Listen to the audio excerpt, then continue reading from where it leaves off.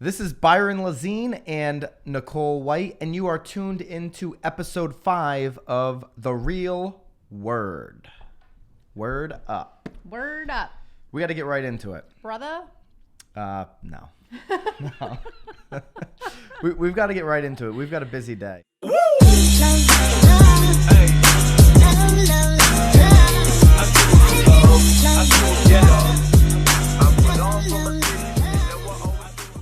Let's get into the first topic. We have a phenomenal final word, and I don't know where you're going to put that, Brian. You're going to flash it. If you want to present your final word, if you're in the industry and you have a topic or a question, just email it wherever Brian posted the emails above or below, and we'll take your final word. It could be text, email, could be a tweet for all I care, video, just, maybe turn the phone to the side. Yeah. But either way, we'll take it however you can deliver that. So first topic, we've had a lot of storms. We just had like a mini storm here in Connecticut. Well, I do. I feel like we weren't really that well prepared for the storm that we just had. Because nobody said anything about it. No, they're like, it's going to be windy. Yeah. Dude, it sounded like a train went through. Like we didn't have school the next day. To be fair, though, like we had some trees fall down and some people lost power for 3 days. Yes. But it was not anything like what we saw in Puerto Rico in Texas or Florida or all these places. Everybody knows the deal. 2017's been a rough year. Super rough. For Mother Nature. Yeah. Crazy. Fires in California. I mean, it's really been quite crazy. So a staff writer for Inman, Gil South. Is that Gil or Jill? It would be Gil. It'd be Gil. Okay, Gil. good. Sorry, Gil. Hi, Gil. How could real estate better prepare for natural disasters? So we can't stop natural disasters from happening. They've been happening for hundreds of years. But how can we as an industry be better prepared for these disasters? It's obviously going to be an ongoing discussion, and I'm not even so certain that we'll have the answers for it. But it's really, I think, an important question to have because I mean, I really don't mean to. Because they're going to happen again. Well, hopefully 2018's not like as dramatic as wildfire, all this stuff. Yeah, well, and I think it's really important for us to dive into that because unfortunately, like if there continues to be these natural disasters, it is inevitably going to impact our business. Absolutely. I mean, especially like around, I mean, not especially, but around here, I mean, there were a few storms that were headed our way. And there were, obviously you have to then prepare like, okay, like our fall market would be over if a storm hit, just to sort of bounce everybody back. So I think it's a very good topic. I think it's interesting. I'm not so certain that I even have the answers. I mean, there were some really good things in the article about things that were being developed, agents sort of banding together to come up with some sort of relief funds. Yeah, there's a lot of relief funds. I know Tom Ferry did a big push on basically there was some realtor funds that were set up like California, knowing that, to your point, the agents aren't going to have as good of a market over the next few months of recovery. So funds that actually went to the agents as well as to the community. Yeah. Keller Williams did a 10,000. They have a 10,000 square foot warehouse in Austin, Texas. With supplies. Yeah. So they have 3 branded 18-wheeler trucks. For any future natural disasters they can get out there. So there's a couple things I think we can do as agents. Tim Macy, who was on the show, when was Tim on? He did the final word. That was 2 weeks ago. Was episode 3 maybe? Episode 3, Brian? Yeah. Tim Macy, and he's in San Antonio, Texas. When Harvey hit in Houston, he immediately did it was like GoFundMe or something. I think I'd give him a little bit. And he raised, I don't know, a very small amount of money, $1,000, $2,000, whatever it was. And he put together a little crew. That money was just for the supplies, for them to get down there to eat, maybe to stay. They were down there for like a weekend or something, and they just pitched in, like boots on the ground, pitching in. And I love that. Yeah, that's. I mean, as much as I love the fact that there are these storage units in Austin, Texas. I obviously am not in Austin, Texas. So I Right. do think that it's super important for us as agents to have more of like a local approach. I mean, obviously I love that you contributed globally because we were lucky enough to go unscathed this season. Yeah. But there will come a time that we won't, much like, Sandy hit and all that. So I think it's great to have sort of a local approach. So I love that he participated in doing that. So I think there's two things. There's that. There's the local, the community. Help your community. And then if it's not happening in your community, maybe it's money, maybe it's you physically going there. That's number one. Number two thing I think that we need to do as agents and brokers is educate our clients. So I'll give you an example here, Connecticut Shoreline. I was talking to my insurance agent, and she said, hey, if you have a property that right now is not in the flood zone, but maybe they're waterfront.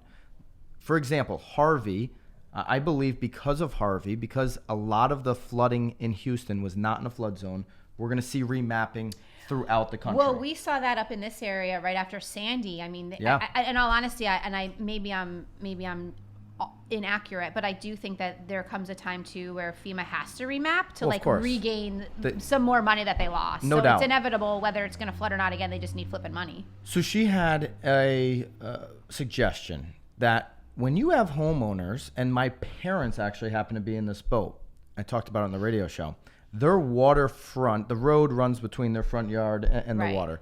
They're technically not in a flood zone, believe it or not. That's a property I believe will be remapped in the next 5 years at some point, and they will be in a flood zone. Right. So right now they can get a really low cost on a flood insurance plan.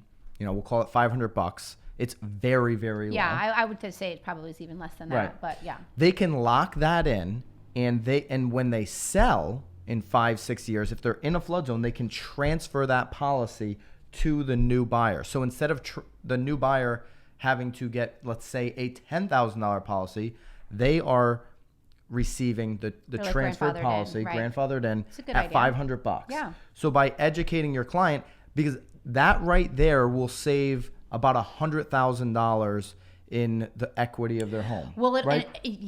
Absolutely. I mean, because it's all about buying power, really, when a buyer comes through. So if there's all of a sudden a $2,000 or $3,000 flood policy, they're right immediately losing $200 a month, which is tens of thousands of dollars in buying power when they're going to buy a house. So as a buyer, I'm thinking I'm going to be there 10 years, 10,000 times 10. I'm immediately taking. But they can't even necessarily get a mortgage either because they're now like debt to income, money coming in. It's all thrown off. Yeah, true. If you're not a cash buyer. Exactly.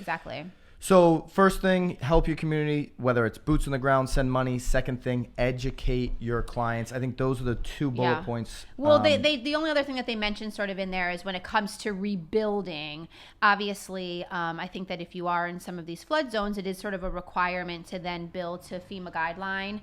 But if you're not and it happens to be some sort of other disaster, I think it's also, they were just talking in the article about making sure that when you rebuild, it's you rebuild with those things now in mind. So, which seems like that would happen no matter what, but worth mentioning. So I think it's super important to have these discussions again locally. I mean, even within just like our team, like what can we do to help get information out, help people reach out, resources. I mean, locally we're here on the shoreline, so community funds. I think that's a great idea for the future because something's going to happen, right? All right, the final word. Again, if you ever want to post the final word, send an email. Let's link that back up again, Brian. It'll be linked in the description if you're on YouTube. This is the first final word from a non-real estate agent. But he's in the real estate field. He's in the real estate field. He's a lender. Office is located in Brooklyn, New York. Peter.Costakos. Big ups to you. He may actually Used be him the multiple first times, man bun guy too, right? Does he have a man bun? Pete, is Love that the a man bun? I don't love the man bun, by the way, but Nicole does. Let's see what he's got for the final word. Happy New Year, Byron and Nicole. How are we doing today? I want to know what's going on for next year.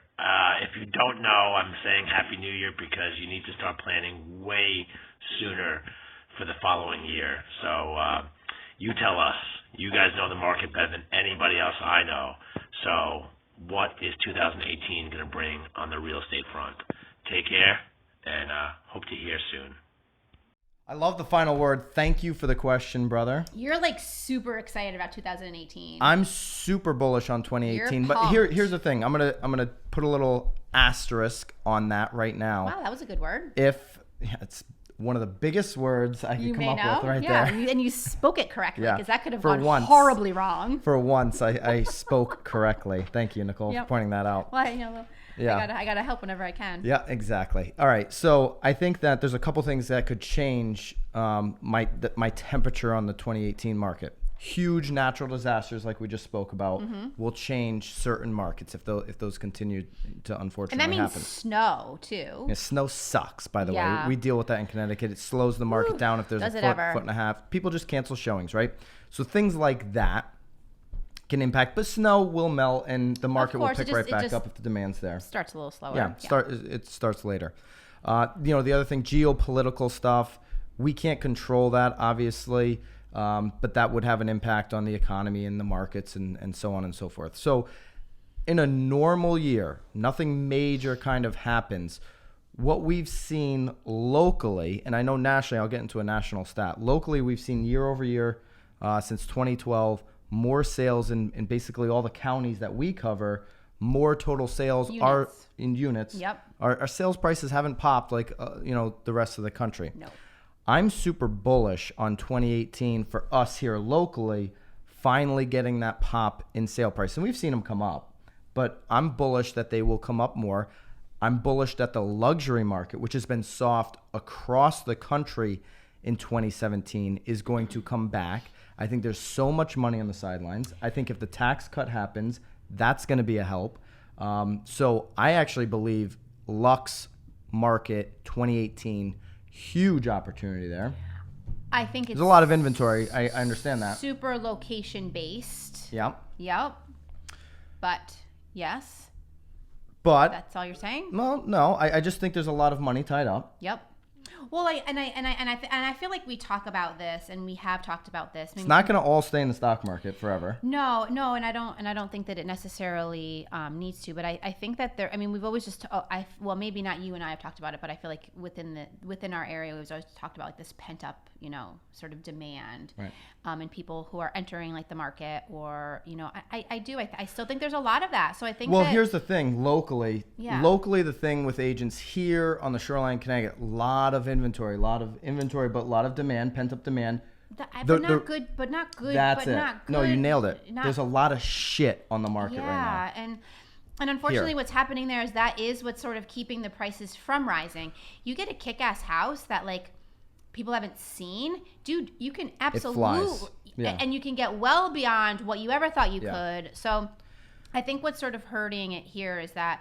We have old homes, old inventory. They're kind of tired, or they're not pricing them appropriately.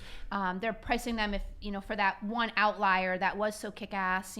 So to your point, and this is a Keeping Current Matters article. The National Association of Realtors reported that there has been a sale that sales have rose 0.7% month over month, but remain 1.5% lower than they were a year ago.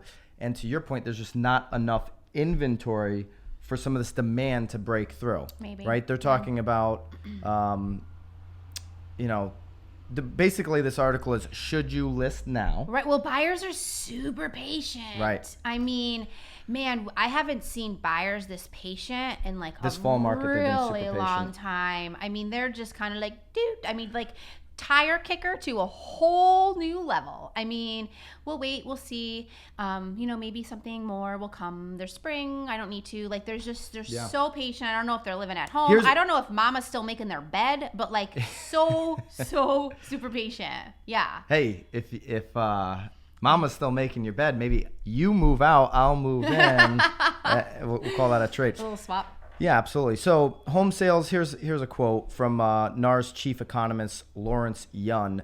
Home sales in recent months remain at their lowest level of the year and are unable to break through despite considerable buyer interest in most parts of the country. They are super patient. To your point, good inventory is going to get soaked up quickly. I do think there's going to be more buyers in the marketplace than there even are today when we hit the spring market in 2018. Well, because the people that aren't buying in the fall, which I'll be honest, the fall market in my past years has been just as fantastic as the spring. Yeah. Except this year. So I'm assuming that all the buyers that are sort of milling will probably still be sticking around in the spring. Yeah. I mean, again, the snow is always sort of the catch here. We never know what's going to happen, come December, January, February. But I agree. I mean, I think that I'm optimistic about, you have to be optimistic about every year, but it's showing very positive. I think it's going to be very positive. I believe there'll be more buyers, and I just think if you are a buyer and you see good inventory in this fall market that hits, you've got to be super competitive with your offer, because there's going to be more buyers competing for the good inventory in the spring, and I think you're going to pay a higher price in spring of 2018 than you can get in fall of 2017. Now they're talking about, should you list now? If you're a seller, I would list now if maximizing the sale price isn't your top priority, right? I think and here's what I mean by that. Like for me, I just sold my house. Maximizing every single penny wasn't my top priority. Okay. Finding a good buyer that could close on the date that I wanted was. There was nothing to do with, my house was totally renovated. It was fine, right? But if I waited for the spring, I think I could have gotten more money. Maybe, but you'd also be you'd be up against so much more competition though too. Maybe your house all of a sudden isn't quite as nice. Oh. Because all the other stuff was nicer. Yeah. Again, that's always the hard thing, And also, I mean, obviously it's so, to answer that question on a broad scale is virtually impossible, because I have no idea what your plans are. I have no idea what your time frame is. But if you want to be somewhere like for the holidays, you better flip and list it.